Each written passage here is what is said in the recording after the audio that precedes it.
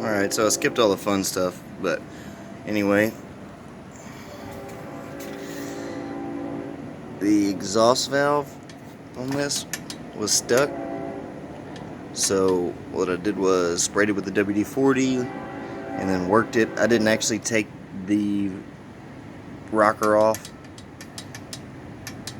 I just worked it back and forth until it freed up with spraying WD-40 on it. And then I pulled the cover off. Timing marks here and here. And then top dead center. All these GVC 160 motors apparently are exactly the same. There's no difference. Some internals.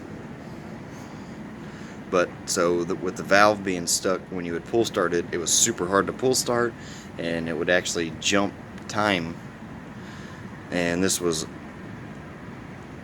like over here, so you were getting exhaust out of the carb when you would start it, or try to start it. It wouldn't run very well at all. So from all the videos I watched, that's how it's supposed to be, just like that, just like this. We'll clean this all up, get some RTV going on it, and we'll see what happens. Just for you, Mr. Steve.